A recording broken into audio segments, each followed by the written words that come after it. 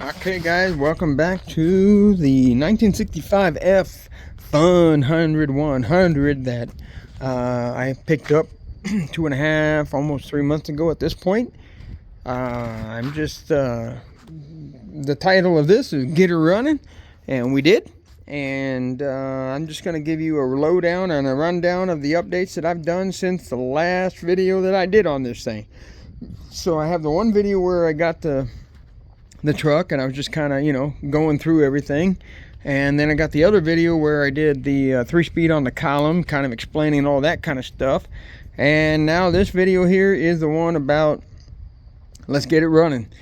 Okay, so what did we do here? Well, these are the wheels and tires that were sitting on this dang thing, and as you can see, there's paint on those wheels and tires.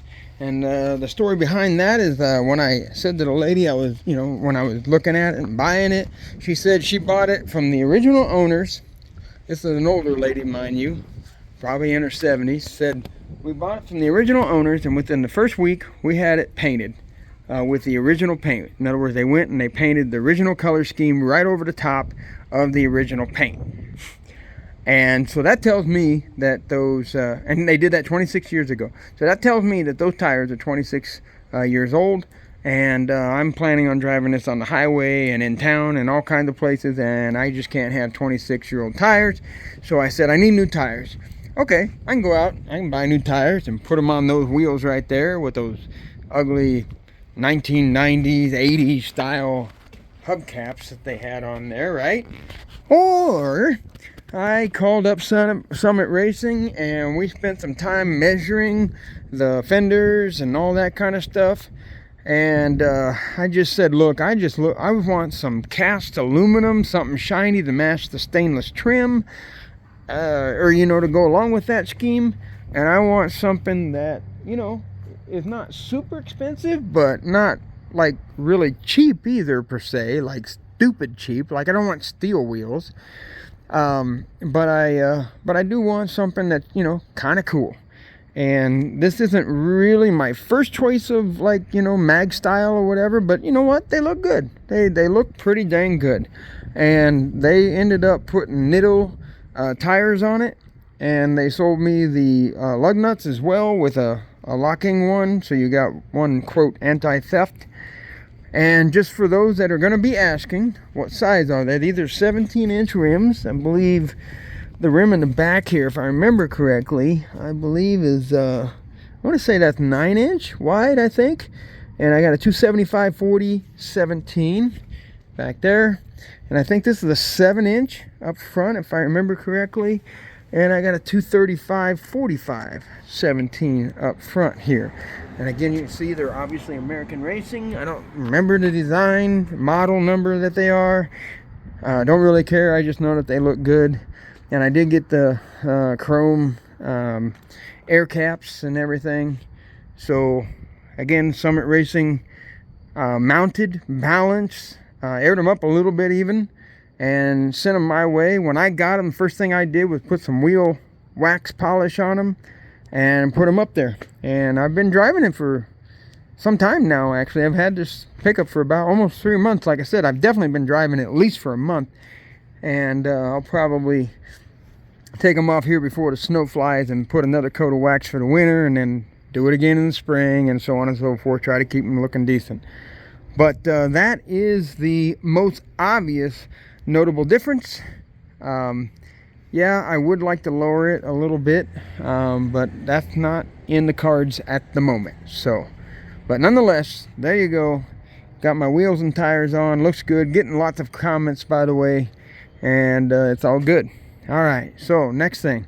These mirrors were on here. These are plastic housings, by the way, and these mirrors were broke. Like these mirrors, they had these like epoxy glue or something right here at the corners, and they pushed that in there and it glues, and these things were all broke off, but they did keep them inside here. So I grabbed them, cleaned them up, put some bathroom type silicone sealant, just a big old blob right there, and then a little bit around the edges here, pressed it in there, taped it for the night, put them on there. They work. I think they vibrate a little too much, in my opinion. as you can see. But I think it has something to do with the fact that they're plastic. I think the plastic is pretty giving. I want to find some metal ones, whether they're aluminum or steel or whatever they are, but I want to find some metal ones, and I'm looking right now for that. So got that.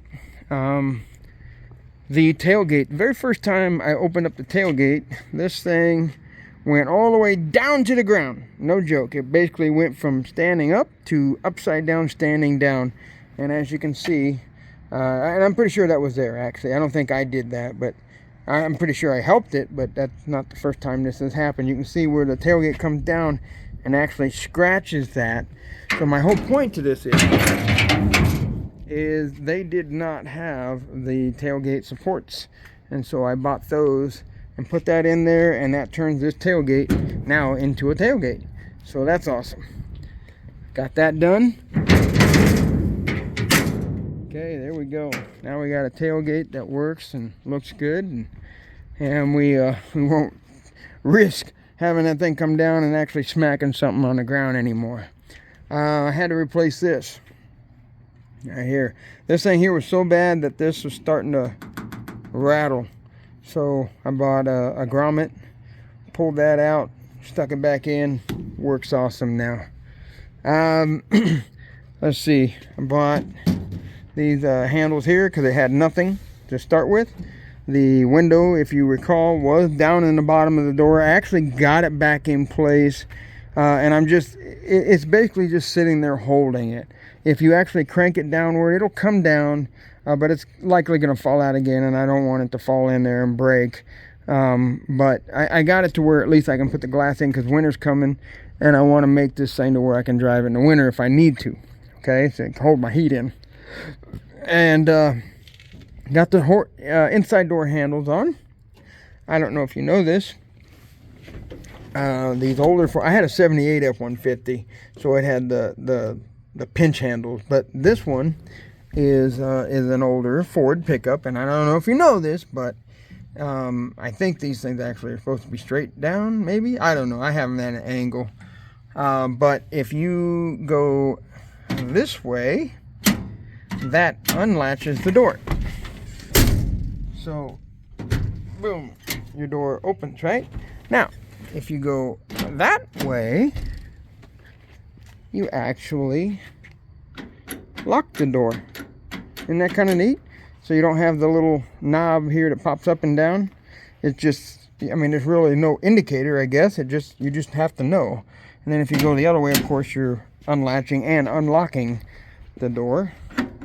See, now I can actually push the button and open the door. I do not have the keys to those cylinders, so I'm probably going to have to buy some new cylinders with a key set to go with it. But I'm going to do that later when I redo the doors, because as you can see, yeah, the doors need to be redone. Plus, I need to get it to where the windows don't want to fall out, etc., etc. One of the biggest things that I did was this steering wheel right here. When I got this truck, this steering wheel was 13 inches. That's right, 13 inches in diameter.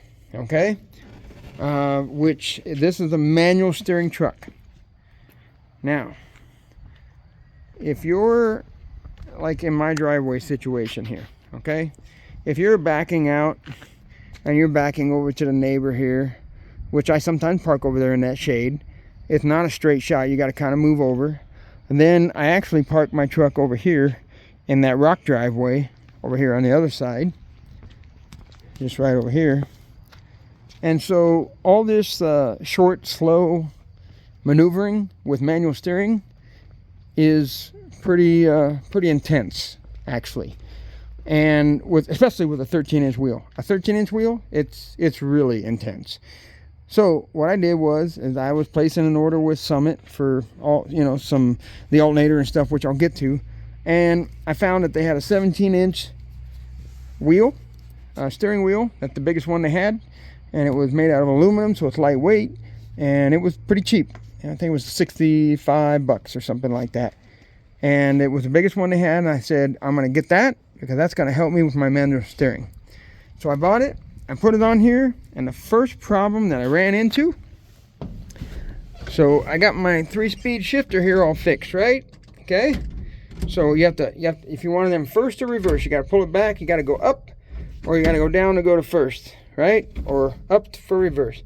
Now look at this. Look how close I am to actually touching that steering wheel. Now, when I first got this thing is not where it was not where it is today. Like right now, I can actually grab my hand around it and I can barely fit my knuckles past the handle, right? I mean, I can, like right now, my knuckles are just touching it, okay? By grabbing around the steering wheel. When I first got this thing was flatter, I guess is the best way to explain it. It was more not as deep, and it was more like right here, and you would literally, you know, trying to maneuver this thing, and which, by the way, you're always maneuvering this thing when you're in reverse or first gear, right? Because you're starting out, you're making your turns, you're going back, etc. And man, this thing right here, you would come over here and your knuckle would hit that and you knock it out of gear, or if you're going, you know, the other way where you're throwing it in gear, I mean, it would just wrap your knuckles. It was painful. So what I did was one day this nut was coming loose, because I mean, I put it on there and I impacted that baby down, but it was, you know, just the mechanical advantage that you have now and how stressful it is to actually turn this manual steering thing and all this short, you know, maneuvering things that you got to do around here and in the parking lot and everywhere I go. It was actually loosening up that nut. So I was like, okay, well, it's loose, so I got to tighten it up. So I might as well just take it off, take the steering wheel off, and see what I can do about getting this a little bit more of a dish to it. And so this is what I did. If you haven't seen my video for my Harbor Freight press yet, and the pneumatic cylinder and all that, go check that out. But anyway, this is a T5 5-speed bell housing for a T5 transmission. And that steering wheel, believe it or not, fits perfectly right here. Fits perfectly all the way around there. The only place it doesn't is right here, of course. There's no support right here, but otherwise it fits perfectly inside there. And then you can see the size of that ram right there is pretty small in diameter compared to this steering wheel here, right? Take a look at that real quick so you can see that. Yeah, so the ram would fit, like, you know, right about here, okay? And if I were to push right there, well, then it would probably start bending, not out here where I want it to, but, you know, inside there, and it would maybe make the surfaces where these bolts tighten against, you know, curved, and I didn't want to do that. So I found a piece of aluminum that I have, a solid piece of aluminum that fit in here perfectly. I mean, it's exactly the same size as this. You can actually see where it scratched it a little bit, but you can't even tell. But anyway, it's exactly this size right here. I put that underneath that ram. And I actually pressed on it.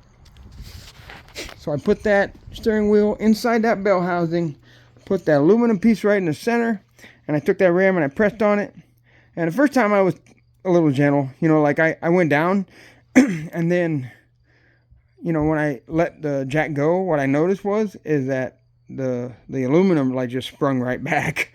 Basically, I don't think I moved it maybe 1/4 of an inch, if even that. And so I probably did this 4 times before I finally got it right. And when I say right, by the way, you should also know that on the last time that I did it, I'm like, well, I'm going to really give it some pressure now, because I'm tired of doing this over and over and it's not really moving much. So I really put some pressure on it. And what happened was, as you can see right here, you can see my steering wheel. Look how it's round right here. Now look at this. See how it's kind of crinkled? This is an aluminum tube inside here that's welded to these spokes.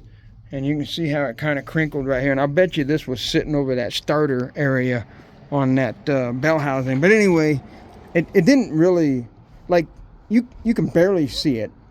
And you can feel it for sure. But the steering wheel's fine. But the most important thing is that it got me far enough away so that way, you know, I got room to put my knuckle in here when I'm actually grabbing around this thing.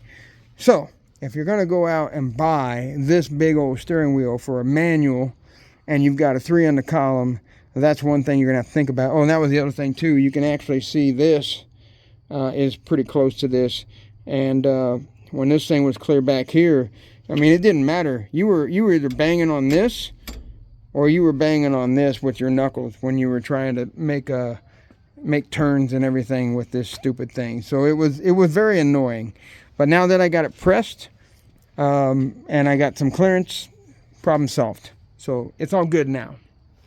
I put my tachometer that was in my Mustang in here, and you can see I just stuck it through the, you know, speaker grill or whatever that thing is, I guess, and just kind of bolted it down there. It's kind of pinched so I can take it out easy, and it shouldn't, I mean, it's plastic, it shouldn't scratch it or nothing. Not that that really matters because I'm going to end up repainting this at some point anyway. But I got a tachometer in here now, basically. Coming underneath the hood here. So replace these rubber bumpers here because the hood was rattling pretty good. First thing I had to do on this thing was get this thing to where it would start on its own without jump starting it. And the big reason why, because the ground cable, first of all, was attached to this exhaust manifold bolt here. Now on FEs, they have the bolt thread exposed here. You know, it comes up through here and you can see the back side of the bolt threads. And what that does is, because it's getting hot and cold all the time, condensation gets in there and these things get really rusty. And what had happened was, they had first of all, they had a ground cable that was way too small, undersized, and they had it right here. And what happened was this thing got so rusty that it wasn't even a good ground anymore because, you can see right here, this ground wire was actually draped over here and it melted because it was all the current was trying to go through here to this body ground rather than through here like it should. And so anyway, replace the ground cable with a much bigger one, big old 2 gauge here, and I put it right on the front of the alternator, and I got star washers and all kinds of bite here to where it really, you know, grips into it and scratches the crap out of, you know, the metal and make sure we get a good ground. The battery was in here already, so that's good, and it's been working good since. And since I'm replacing the ground cable, I decided to get the appropriate size and brand new positive cable, so that way, you know, everything looks clean, no more, you know, like corrosion or anything like that. Everything looks good there. Okay, good. Then got a Tough Stuff 1-wire alternator. Somebody retrofitted this over to a GM style 3-wire alternator. Not me, but somebody did. And then the wiring came over here. It was using the factory Ford wiring. And it came over here to a factory Ford external regulator. And when this thing was idling and I had my voltmeter on here, that thing was not charging. Then I went over here at the voltage regulator and I jiggled the wire and my voltmeter went nuts. So it did charge, it didn't charge, it did charge, it didn't charge. So I'm sitting there like, you know what, screw this, get rid of it. Let's go buy a 1-wire alternator, put it in, solve the whole problem. And that's exactly what happened. This is a Tough Stuff, I believe, 100 amp, I believe. 1-wire GM shell alternator. As you know, GM is stuff is usually cheaper than Ford and especially Dodge. So they had retrofitted over to a GM 3-wire style alternator. So I figured, well, then I'm not changing the case because they already got everything spaced out. They got it good where it's nice and straight. Belt runs true and everything. So since they already did that, and since the GM case is cheaper than the Ford case, I was just like, screw it. I'll replace it with a GM. It'll fit right in to where it's already located. And I bought a 1-wire, hooked it up to there. Ta-da! Works perfect. This thing is charging super duper awesome. Carburetor. Carburetor was leaking at the filter. Carburetor was leaking at the accelerator pump. Yeah, needed a rebuild. Took that thing off, put it in the solvent tank, put a kit in it, running flawlessly and perfect sense. By the way, I took the choke horn off the thing starts. I go in, I push down on the accelerator all the way one pump, and then come back up. And depending on how chilly, because it's getting to be fall now, depending on how chilly it is in the morning, I might kind of bring it, I might pump it and then bring it down about a little bit, just a little, like eighth of a quarter of a way. Hit the key, fires right up and runs. If it's warmer, just one pump, let go, hit the key, fires up and runs. So this thing is awesome now. I got the Petronics underneath the distributor cap here, so I replaced the points. Got a blaster coil. I did this not because I needed to. I mean, the one that was in here was working, but I just opened up the Petronics. It's been a while since I've installed one actually, and it said, oh yeah, you got to be careful that you have like, I don't know, 1.5 to 3 ohms, blah blah blah blah blah in your coil, or you'll burn up your unit. And I'm just like, you know what? I know how to avoid this. Just buy what they recommend and put it in. So I did. Put that in there. Been running perfectly flawless since. I put an inline fuel filter on the back side of the pump, which I know you're not supposed to do. You're supposed to put it on the pressure side. But just because it does it, supposedly it makes it harder for mechanical pumps to pump, to suck, or whatever you use low pressure to push it, blah blah blah. But anyway, point being is that I didn't care. I wanted to put that there because this thing has been sitting for a very long time, and I was afraid of a whole bunch of rust inside of the tank. And if there is a whole bunch of rust inside the tank, I don't want it up here in my brand newly rebuilt carb. Okay. And by the way, that filter right there sucks. I mean, those filters have always sucked. I've had rusty tanks go to these fuel filters here. These filters, by the way, are not cheap. They're like $16 the last time I saw one. They're stupid expensive, and they're not even a high capacity. Personally, they're just a pile of junk in my opinion. So I basically got a new one, put it in to where it stopped leaking, and I'm trying to use that filter down there to do all the major work, basically, at this point. So that's put in there. I had a big exhaust leak. Had a huge exhaust leak. There is a spacer right here that goes between the cast iron manifold and the bottom connection pipe. And if you remember, these spacers used to be those things that had a flapper valve inside of them, and they would close up in the wintertime, to push the heat up and over the EGR to heat the carburetor, blah, blah, blah, blah, blah. Well, none of that's hooked up. None of that works. And on this side, it's plugged. And on the other side, of course, the side to the block is all like a big hole. And it had this really crappy ass sounding exhaust leak. And what I ended up doing was trying to go underneath there and try to figure out a way to plug it off. And I was looking at it, and you know what? I had my welder out that day. It was sitting right here, and I said, I'm gonna give it a shot. I'm gonna give it a shot. So I hooked up my welder, and I got the gun up in there, believe it or not, and I just pulled the trigger and just kept going and going and going and going. I couldn't even see what I was doing, nothing. I just knew. I basically ran the wire out a little bit to where I knew that I could see myself putting the wire into that hole, and then put the gun up there, and then just started squeezing the trigger. And I pulled it away, and I had this huge blob there come out on the creeper, got over there, hit the key, fire it up, exhaust leak completely gone. So I'm happy. It actually worked, at least for now. Eventually, of course, we'll get dual exhaust or something like that, but it's not going to be on this engine, by the way. So that really doesn't even matter anyway.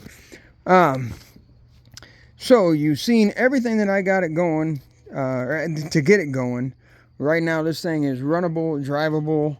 The only thing that is not working right now that should be working is the brake lights and the turn signal. And they are intermittent. Every once in a while they work, every once in a while they don't. And the funny thing is that when they do work, it always indicates that you're turning right on the dash, even though it may be actually doing what it's supposed to be doing, right or left on the vehicle. But it always indicates right on the dash. So I don't know what's going on there. And then of course it just quits working. So here's the thing. Let's talk about the future here real quick. So I got a 4.6 mod motor and a 4R70W overdrive automatic transmission with complete wiring harness and everything. Came out of a Crown Vic, 97 Crown Vic, the one with the actual throttle cable type hookup instead of the drive-by-wire. A lot of the newer ones are. And that I have plans of actually dropping that thing in here as is, automatic overdrive, Crown Vic 4.6 mod motor, 2-valve, and just running it. Dude, this thing gets 10 miles a gallon. I'm not even kidding you when I say that. There's some things I can probably do and I just haven't had time to do. But yeah, it sucks. I really need better mileage than that. But it also doesn't help that this thing has 350 gear ratio. You know, so there's some of the bad reasons why as well. But overall though, it's going to get a mod motor, fuel injection, automatic overdrive. I got to figure out what kind of suspension I'm running. I need disc brakes, although the drum brakes are working. And, you know, it's obviously going to need an upgraded wiring system, which I did buy one of those universal aftermarket 22 circuit type setups that I'm going to put in here because we're going fuel injection. We're going to have to do that. And I got to get that fuel tank out from behind the back seat, put it out back there in the frame rail where I feel like it belongs, and, you know, make it to where it's capable of, you know, supplying fuel injection. And that's kind of where we're heading right now. But right now I got to keep this thing running and together because, you know, I got to move out of a house that we used to own, my wife and I, and she's already volunteered me, you know, to help her friend out, who's also, by the way, moving this month. So for now, the truck has got to just continue to stay running. It's got to stay together, got to continue to stay running as it is right now. As you notice, for those of you that follow me, my Mustang is gone. It's in the body shop right now. Hopefully by Thanksgiving we'll have some paint on there and maybe back here.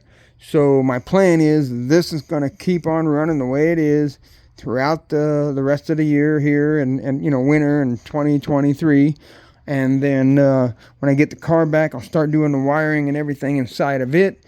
And hopefully get this car to where it's dang near ready to drive and, you know, just kind of a basic car by spring. And then if that happens, then I can turn here and start getting some work done here because it looks good. It really does. But ladies and gentlemen, there's some rust. And if I don't get a hold of it here pretty soon, it's going to get out of control. There's a little bit of rust going right there. That's the only one that's really showing. But everything else you got to go digging for it to look for it. There's big rust right there. There's also rust over there on the driver's side, not near as big as this one. There's rust back here in the cab corners. There's a cross member that goes underneath there that's completely rusted at the edges. You can obviously see there's rust holes here in the bed. I mean, very simple things to fix. And actually, right now, my opinion is I can probably fix those things easily with some small patches, you know, rather than having to go buy the actual, you know, floor pan or whatever, or the cab corners. You know, screw that shit. I'm just gonna grab some metal like this, right there, and I'm just gonna start forming it myself, patching it in there. I don't care what it looks like because that's the other thing about this truck. You go underneath it, you go in the inner fender area, there's no undercoating or nothing. I mean, this thing it is what it is. But when I'm done with it, it's going to have, you know, the patch panels in there to get rid of the rust. I replace it, and then obviously I'll be spraying, putting platinum, rubberized undercoating, whatever, putting stuff on it to, you know, keep it from really happening ever again in my lifetime anyway. And that's the goal. So here you are, 65 Fun 100. You have seen, if you go look at my first video, you will have seen how I got it. You have now seen what I have done to it. It is running. And by the way, I guess I can start it up for you so you can see. It's been sitting a while. Let's make sure we're out of gear. There we go. And here we go.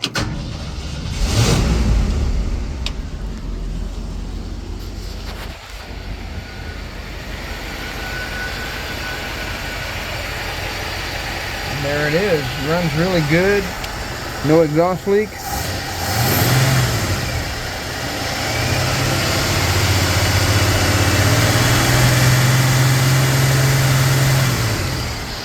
Really smooth. Runs good.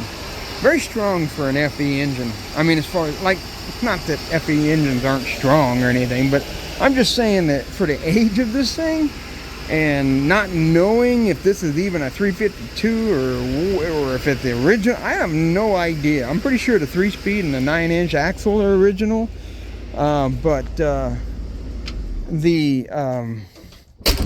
tag on the carburetor actually was dated 1973. So the carburetor is not original. I know that for a fact. The fact that it has an EGR on the back, like an EGR plate, I don't know if that came with the carb, or who knows if the engine was swapped out and somebody went and found a 73 engine and swapped it in. I mean, I have no idea. And you can see, obviously, it's spray painted black everywhere. So I have no idea about this engine, other than that it doesn't leak and it runs awesome for a 2-barrel. I mean, it starts and it runs really strong. I mean, it'll be for sale, by the way, when I get ready to put that 4.6 in here. So somebody's gonna get a heck of a deal, in my opinion, because this thing runs great. It really does. I'm just not an FE fan because they're 800, 900 pounds. That's, you know, and then I got a cast iron 3-speed. Yeah, dude, get a aluminum 4R70W and, you know, a Crown Vic, which is physically pretty good size, but, you know, aluminum heads and all that shit, yeah, it's gonna make a big difference. So that's all I got for you guys. We'll talk to you later.